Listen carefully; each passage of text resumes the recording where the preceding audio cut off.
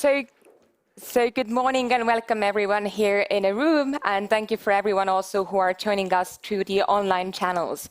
I'm extremely delighted to be able to moderate a panel on a 5G future, not just smoke and mirrors. My name is Anett Numa and I'm a digital transformation advisor from the e-Estonia briefing center, and also in the next 45 minutes I will be moderating this panel, so I will be your moderator here. So making sure that all the EU businesses and citizens have timely access to 5G coverage is very essential to make sure that our market is very well-functioning and also competitive. The COVID-19 pandemic has showed us the importance of resilient and high-speed communication for remote working in our daily lives and to maintain businesses, operations, and of course also different processes. 5G is also one of the 7 flagship areas of recovery funds. A significant share of its target, 150 billion euros on digital budget, should finance 5G network infrastructures as well in the future. A fast connectivity has a large impact on economic and innovation and social well-being. But is a proper 5G network connection and coverage only enough for the EU to be competitive in a region and in the world? So this is exactly what we are going to discuss today here with our wonderful experts who are sadly joining me virtually and not here on a stage. First, I'm very happy to introduce our first panelist, who is Michel van Bellinghen, who works as a chairman in BEREC Riga. And Mr. van Bellinghen has a Master of Law. He has been elected to serve as a chair of BEREC since 2021. So welcome. Secondly, we have Pearse, who works as a director in future networks in the European Commission, DG Connect, and he is dealing with the policy developments, research as regard 5G networks, IoT, cloud and data flows, service platforms, next generation internet as well here. And as a third person, last cherry on a cake here, we have Pehrsson, who is the head of the government and industry relations in Ericsson. And if I'm correct, he is joining us all the way from Sweden. So hello to you as well. Mr. Pehrsson is responsible for the telecom and regulatory trade policy at Ericsson and leveraging over 30 years of experience in government and telecommunications. He is also the architect of the company's strategy focus in developing strong ties between the government and regulations around all the world. But before I'm going to kick off with my first question here, there is also a couple of housekeeping rules as well here. So if our audience wants to engage with this panel here, I would kindly suggest you also to ask questions. There is 3 options for that. First of all these people that I have together here in the room, you can just raise your hand and then we can give you the microphone, so please just let us know if you do have any questions. The second option, to people that are joining us also virtually, you can also ask questions over the GLOBSEC app, which is working over the Slido. And then the last option, of course, is to connect over Zoom to the virtual studio as well, so you can also ask your questions there, and please do use this chance because not every day you get to ask about 5G future from such experts that we have together with me here today. Okay, so starting with the very first question to kick off our panel discussion here. So I do have a question that is mostly addressed now to Ulf, firstly. So what are the necessary and urgent next steps to build out a nationwide full 5G network in Europe? Thank you, Anett, and sorry not to be able to join you in beautiful Bratislava. So, I mean, first, let me just emphasize that Europe really needs high-performing full 5G networks now to stay competitive, because as we see, leading regions in Asia and North America are, as we speak, deploying nationwide 5G using mid-band spectrum, providing gigabit speeds to users and creating a very high performance of the network everywhere cross-country. And we saw that also in the latest Ericsson mobility report that we published earlier this week, that Europe is falling behind. I mean, Northeast Asia is leading ahead of North America, and also the GCC countries in the Middle East ahead of Europe when it comes to 5G rollout. And high-performing 5G, full 5G networks, I should say, They must be seen as a critical digital infrastructure. They are a cornerstone of our society and our economy, and they will support the economic and social recovery also from COVID. And high-performance full 5G coverage is enabled by mid-band spectrum and is required to enable new advanced use cases, because we also have to recognize that the sort of first phase of 5G will mean enhanced mobile broadband. It's sort of a 4G on steroids, if you like. But when we move to full 5G, based on what we call standalone 5G architecture, that will really make a revolutionary change, since it will offer low latency, fast response times, and enabling automation and virtualization and network slicing capabilities. So we really need to move to that stage soon in Europe as well. Thank you, Ulf. And I would also address this question to Pearse. You are joining us in Brussels, am I correct? Have any comments on what Ulf was saying? Well, good morning, Anett. Good morning to all. I am very sorry that I'm not with you in Bratislava, but thank you for the invitation. It is the case that we see global competitors in other regions of the world making great advances. We do have some good cases in the European Union, with countries that are reaching even 80% coverage, even before we come to what Ulf referred to as the standalone 5G. So 5G rollout has been progressing very well in some areas, but of course not still providing the true dynamic, ultra high speed, low latency networks that we need. We do have, a set of targets in Europe, and they have, for the rollout of 5G, depended to a large extent on spectrum deployment, the licensing of spectrum. And while we did have success in identifying the 3 pioneer bands for radio spectrum, that gave us also a sense of purpose, and it allowed for some coordination. It's not just enough with the first wave of licensing to have coverage. What we need is the mid-band spectrum to be available and operational for those applications which I've just mentioned, but which are very critical because they will create the demand for 5G services, particularly from business users from the vertical sectors who will use this high-speed, reliable, ultra-secure network capacity for all of their operations and services. So for business-to-business services, but also for internal organization and for the digitalization of all aspects of the value chain. And that is really what 5G is about. It is that shift which we still have to mainstream in Europe in order for people to understand that this is critical for our competitiveness. It's critical actually for our economic recovery from the COVID crisis, and it will provide a basis for innovation, for productivity, and of course for competitiveness, as I've said, for all sectors of the industry. Now, we can come back to the question of comparing ourselves to other regions, but the fact is that Europe's future is in its hands, and we now need to seize the opportunity of 5G, which is ready to be deployed.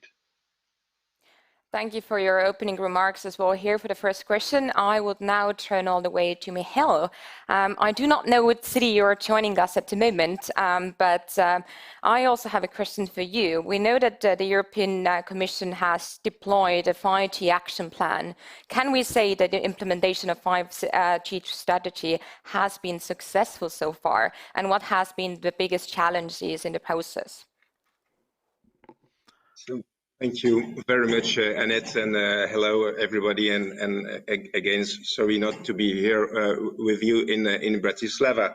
So, and thank you also for giving me the opportunity to explain the role of BEREC as a facilitator in the process. I think that it's totally clear for us that we have made promoting the full connectivity as one of our key priorities for the 5 coming years, and this means that we prioritize the work that improves general conditions for the expansion and the take-up of secure, reliable, and competitive networks in the very high capacity networks, both fixed and mobile, while ensuring the transition from legacy infrastructure. So we just don't only focus on 5G coverage, EMF issues, but also less visible aspects such as backhaul and the copper switch off.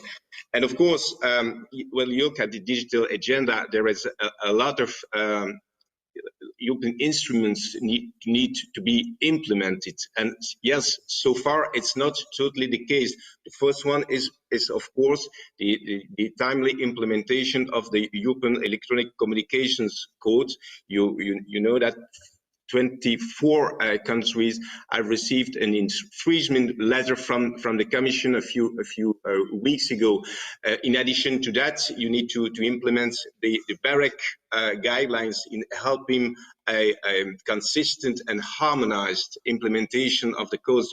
BEREC has adopted a dozen of guidelines so far. There is a connectivity toolbox to ensure a timely investment-friendly access to 5G spectrum. Pearse just referred to the need to get access to 5G spectrum as soon as possible. There is also instruments to reduce the costs, the administrative costs and civil engineering costs. So the review of the burden cost reduction is still underway, and it will really help the implementation of this agenda.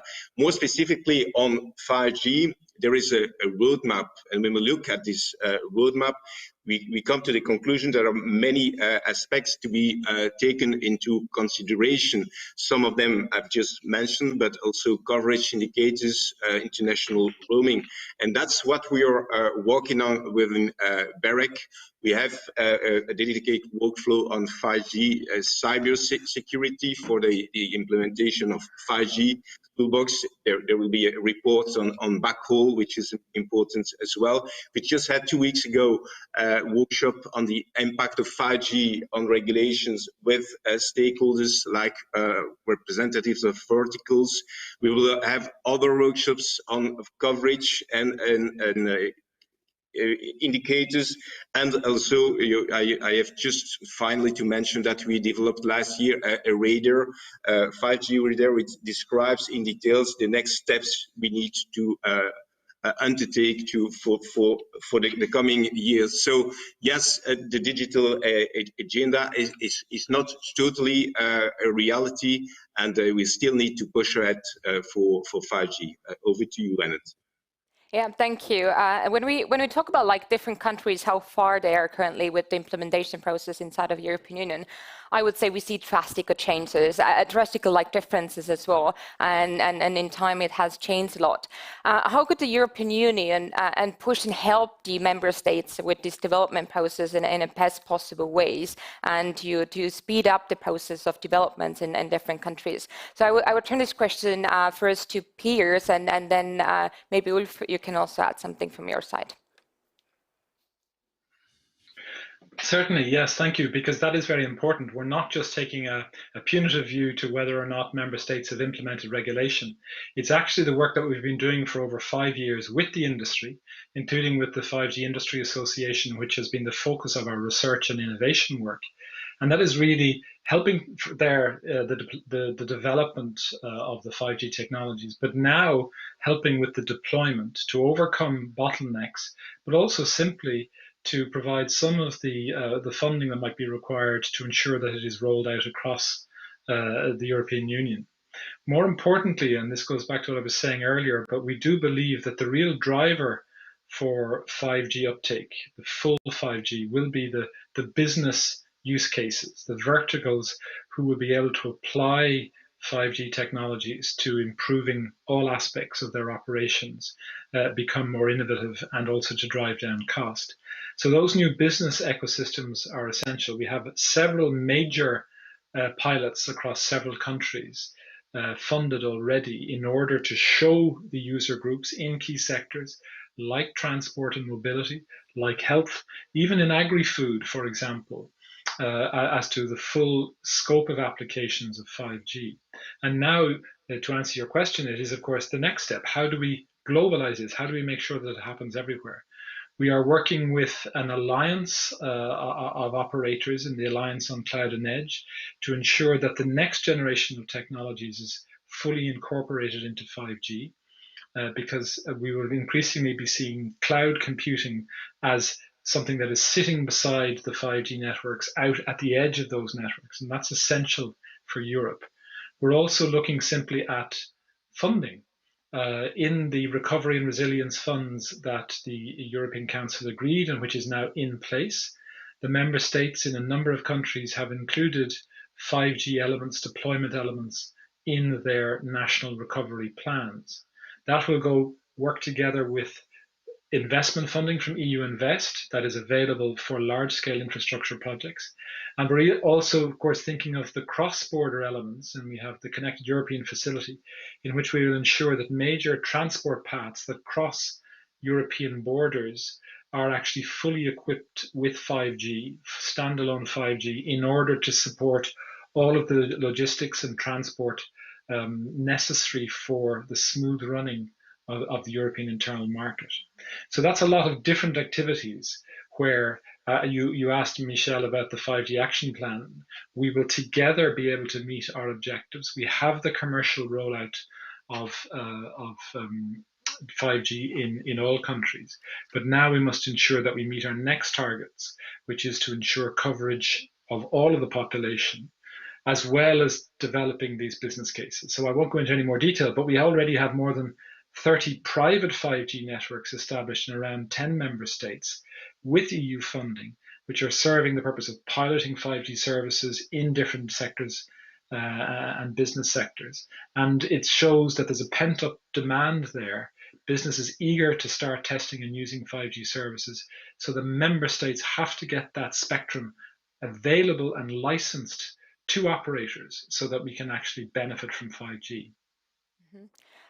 Thank you for the overview, and now I would turn to Ulf, but also I would add a question here. You've been working together with many different member states, and how do you see, why is the attitude towards 5G implementation so different in member states? How has your experience been with that? Yeah. Thanks for that, Anett. And first, let me just echo what Pearse said here, that there are significant values and benefits attached to connecting industries and agriculture. We worked with Analysis Mason to make a sort of an economic review of the benefits of 5G for businesses.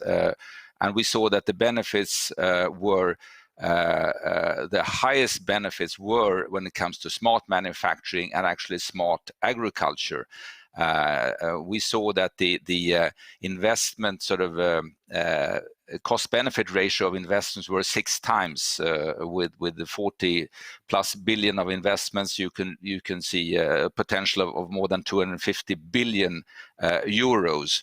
So I think there are some really good examples here, but definitely smart factories, smart agriculture, including fixed wireless access based on 5G, will be the main beneficiaries when it comes to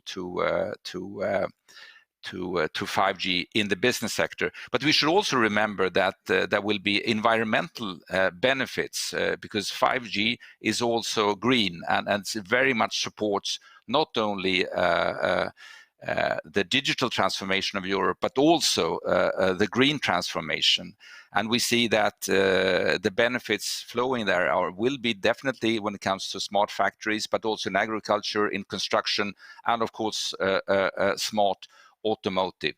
And if you see which countries are setting good examples, just coming back to the issue of coverage, and as Pearse mentioned earlier, there are some countries that have reached a very high 5G broad coverage, geographical coverage, and that means that you offer this innovation, this fantastic innovation platform for all of your society, for all of your businesses. It's not selected just in the main cities or in some areas. And that, I think, is the most important. And that is also coming back to the spectrum issue, making mid-band spectrum available, but also in investment-friendly conditions. And I'm sure also the pilots that Pearse mentioned can play a vital role here. And once again, coming back to the RRF, I mean, recovery resilience funds, I think all the 27 governments of the EU should really ensure to make the best possible use of these, and also to speeding up 5G. All right, thanks for the overview as well from your side. Our audience is actually pretty active today, so we have received already a couple of questions, so I will also address them as well here. Tyson Parker has asked here, how can Europe ensure that age of computing and open RAN infrastructure are not eventually dominated by US-based hyperscalers? Maybe, Michel, you would like to answer that one here?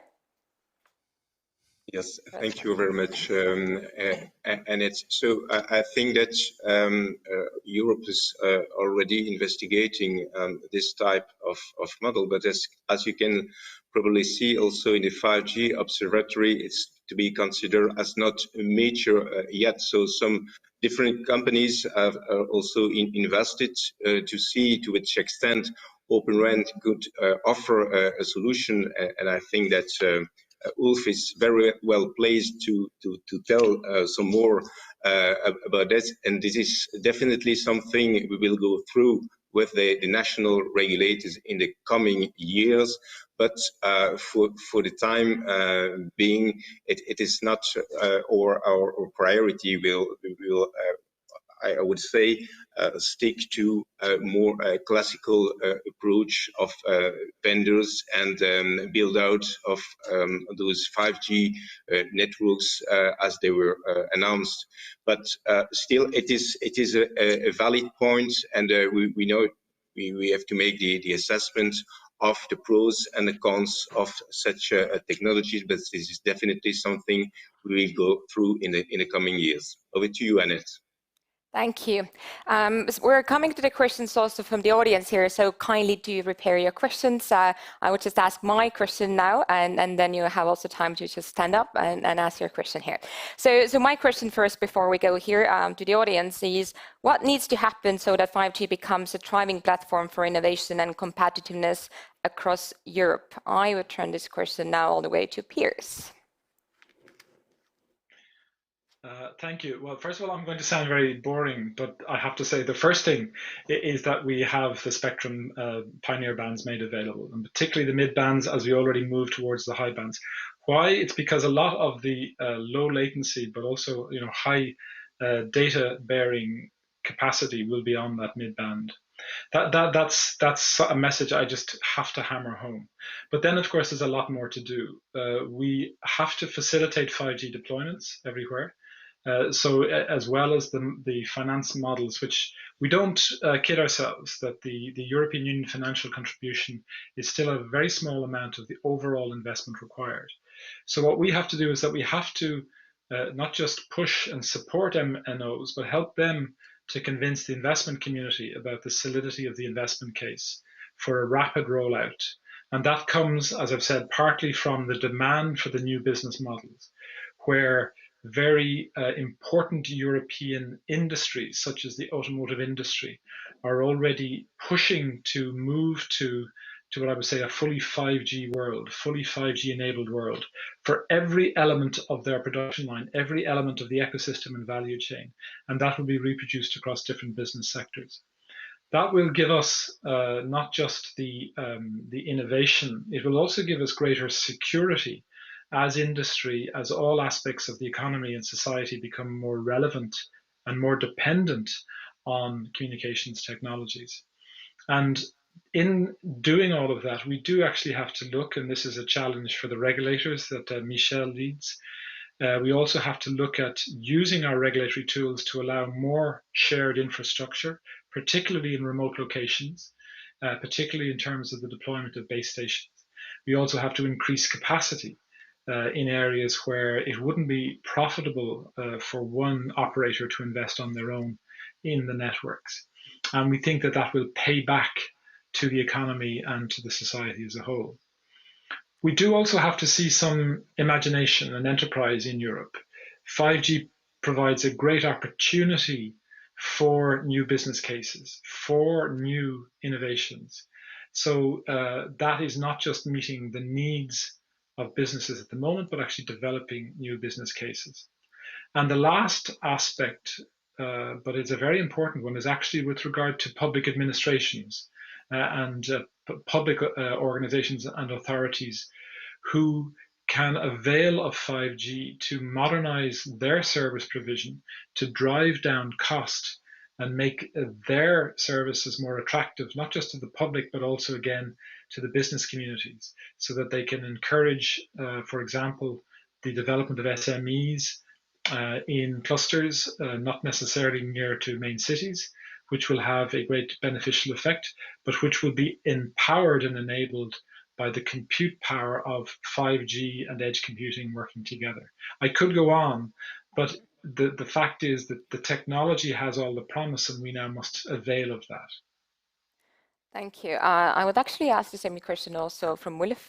Do you have anything to add regarding how to make 5G becoming also a thriving platform for innovation across Europe? Yeah, thank you for that. And I think it's really important to stress that this is not a technology issue. Technology is here. It's being rolled out. It's high capacity networks, and it's sort of only about creating the right enabling conditions for rollout also in Europe and catching up, I would say, with other regions of the world. And I mean, we are coming back to the same key messages here. It's about mid-band spectrum.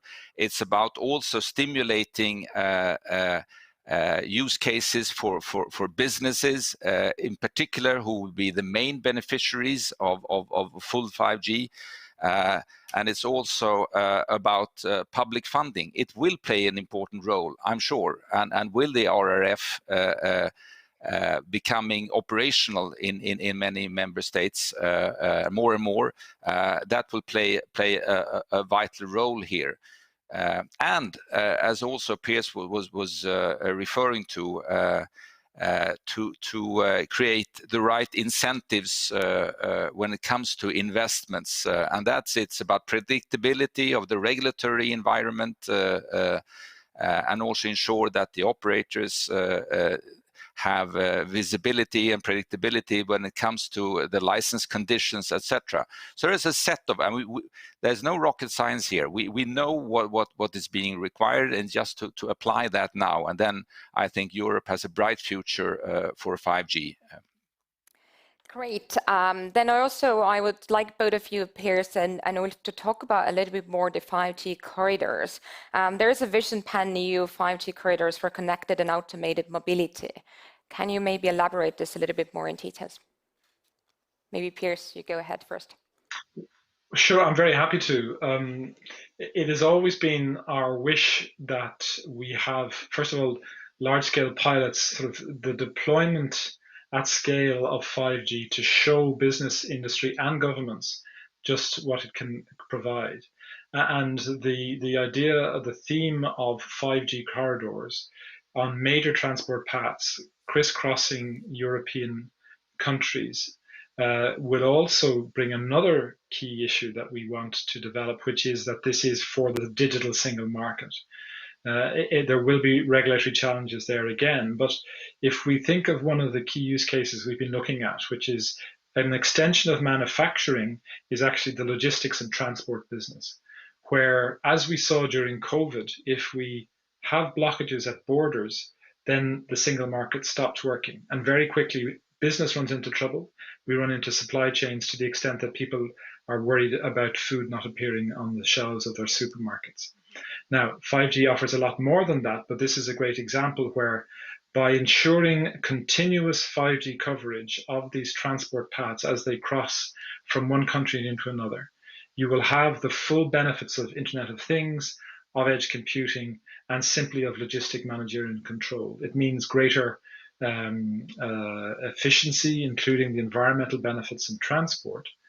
But also, if we are supporting the rollout, the development of the 5G radio access network, which would in itself draw down more of the backhaul, the fiber rollout, that then brings fiber and 5G into rural areas in many cases, mountainous regions, etc., which otherwise would not get 5G for some time.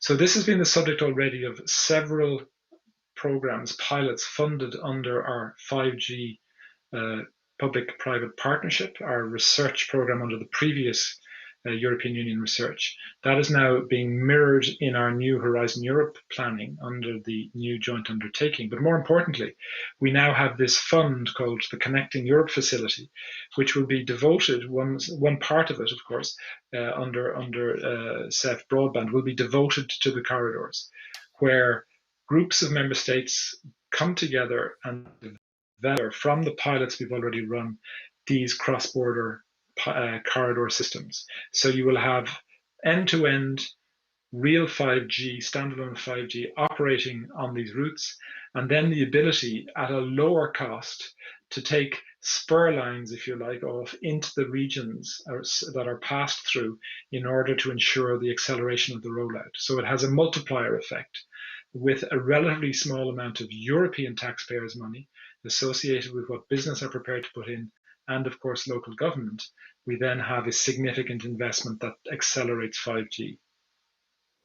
Great. Also, Ulf, do you have anything to add from the Ericsson point of view? Yeah. Very, very briefly, I concur with Pearse here, and Ericsson is very much involved in one of these corridors between the Baltic nations, Estonia, Latvia, and Lithuania. And we also identify, and of course, as does the transport and logistics companies, the potential of 5G.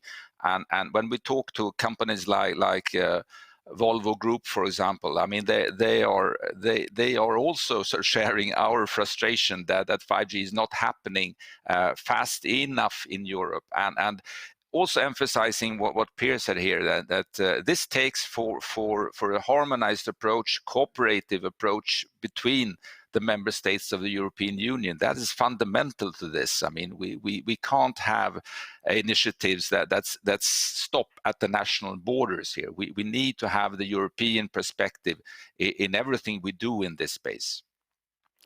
And now I come back in again. Yeah. Can I? Go ahead, Pearse. Sorry for. No. Go ahead. But there's one other very important issue, which I really should have mentioned, which is, of course, another of the technology policies that we're pursuing where we feel that Europe will be in the lead is in relation to connected and autonomous mobility, where with the use of 5G and other technologies, we will be able to accelerate the development of driver support, autonomous mobility, and much more intelligent and safe and also environmentally friendly transport, particularly in the goods transport industry, where the lorries will be able to operate much more efficiently and safely.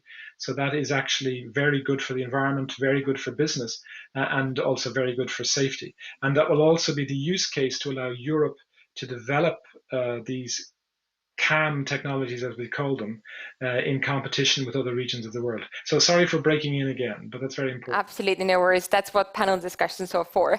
I would now turn to you, Michel, and ask a question. We brought it out here, a couple of sectors, what 5G is successful for, and like mobility, but there's plenty of other sectors as well that we can use this fast connection.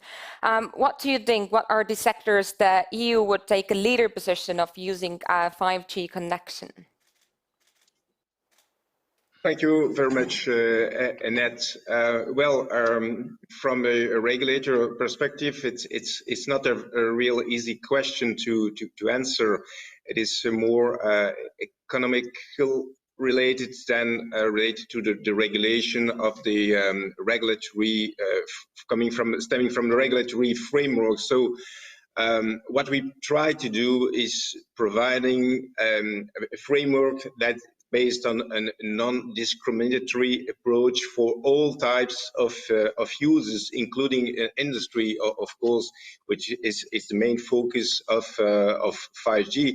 And so without real differentiating between sectors of types of industries, and so it's not really up to us to try to help more one type of sector than another, and to pick and choose winners in this area. But we'll see, and Pearse also mentioned it, that there is a lot of trials across Europe, and we also held a stakeholder workshop a few weeks ago, and it was really interesting to hear from vertical actors what they are going to do and what they are still implementing from different sectors in the industry, like shipyards, of automotive, Pearse refers to, but not really easy for us as regulators to see which type of sector will be the leading one in Europe.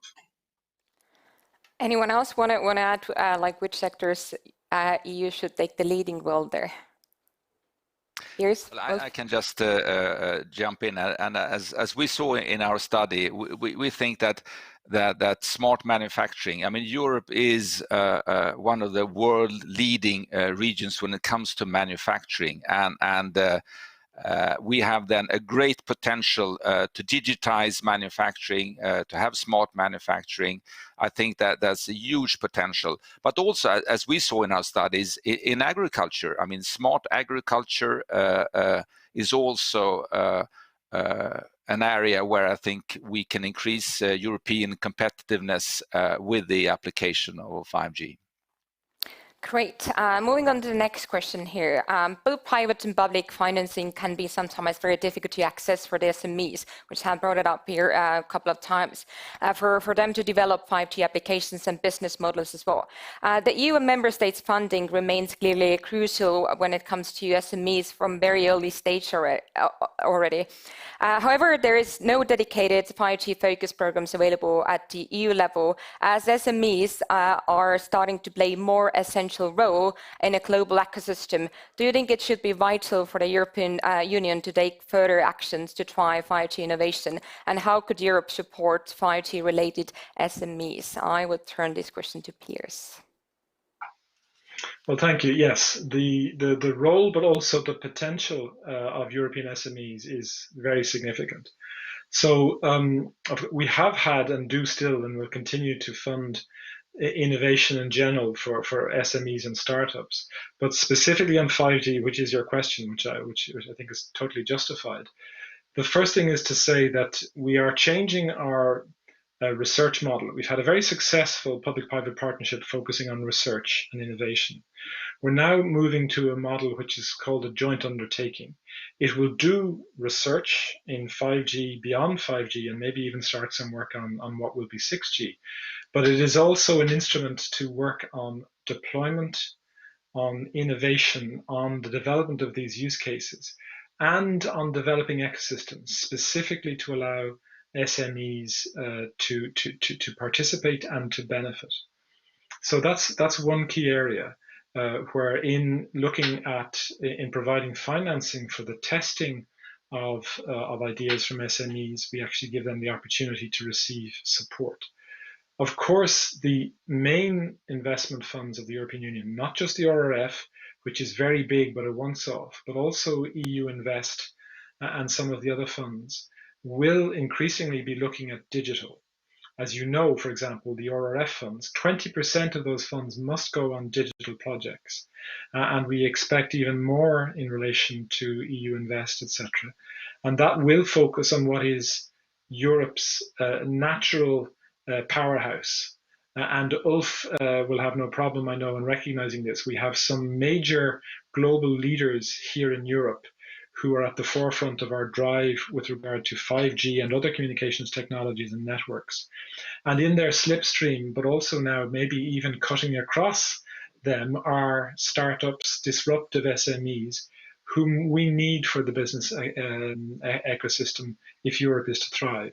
So that is a real focus of the joint undertaking, and it will also be a focus of our Digital Europe program, where we are seeking to roll out a number of digital technologies, talking about artificial intelligence, HPC, but now specifically in cloud and in 5G. We will see smaller companies, for example, working on telco edge provision and in providing innovative technologies and services with European funding. We hope and expect that the member states will match that funding so that we do now create a real innovative entrepreneurial environment for SMEs to grow. There is also the question that I would actually like to ask from all of our panelists here. So we also talk about very often the awareness of 5G in general, like in public. Do you think that should the European Union focus more on improving the understanding and awareness of 5G of investors too, and how has this been addressed these days? Maybe Michel, over to you. Do you think that we should be focusing more on raising the awareness and especially also the investors, but of course also the public awareness of 5G connection? Yes, thank you very much, and this is a very interesting question, of course. And as you probably know, for years we have here that this sector is over-regulated, and the good news, it's not the case anymore. And this is the backdrop of the European Electronic Communications Code, with an overarching objective towards efficient investment. So this is a very investment-friendly environment, complemented by the BEREC guidelines to ensure the consistent and harmonized implementation over Europe. Second element, if you compare the situation with the situation many years ago, there's less and less markets that needs to be regulated. So we are going little by little towards the application of general competition law in this sector as well. Moreover, in this framework, you have also some very important tools to incentivize investments, such as co-investment schemes. On this, there is a lot of work to do, but there are already some co-investment agreements in different forms, just to lower the costs. Pearse referred also more specifically regarding 5G, the possibility to share infrastructure, and infrastructure sharing is something we really support. With BEREC, we adopted 2 years ago a common position on that, where we described different parameters, and so this is an important tool as well to lower the cost and improve the coverage. And as I have already mentioned, the burden and cost reduction directive will also, once reviewed, played a role to facilitate the rollout and the deployment of 5G, and so to lower the cost, which is also good news for the investor. It will be my answer so far. Thank you. Now also very short answers from both Pearse and Ulf as well. How does Ericsson and how does the European Commission address these raising awareness of 5G? Here's over to you. Well, I think GLOBSEC is doing a fantastic job by just organizing this event. So I think awareness is there, but I think we just need to continue to stress how important 5G is for competitiveness and of Europe. It's a fundamental innovation platform for all our societies and all our businesses. And I think it's great that the RRF is identifying 20% for ICT investments. But as I said, and then of course it's up to the member states to continue to drive that and make use of it in the way that has been decided. But also to understand that 5G will also play a role for the green transformation. because it's not only creating efficiencies and productivity increases, but it also helps us take us to a more sustainable future and sustainable businesses. So I think we're on the right track. I would just have to cut you off from here. And Pearse, in 2 sentences, how should we raise the awareness of 5G? 2 sentences only. There won't be a sort of a public publicity campaign, because that's not what it's about. We will continue to work with different business sectors to help them to actually work out the use cases and show how business can actually find that on the technology. So 5G applications in the sectors are the way to convince them and their investors that it's the way forward. Thank you. And I would like to thank everyone, especially people here in the room. Thank you for joining me this morning. And thank you for all the panelists, of course, who shared their experience in this field. And I too hope that Europe is taking a leading role soon when it comes to 5G connections. And I hope the panel was interesting also to all of our listeners that joined us virtually. We hope to see you next time here in Bratislava. Just for some information as well, that refreshments are downstairs, and the next session will begin here in the same room at 11:10. So I would like to thank you from my side and wishing you a very, very pleasant stay.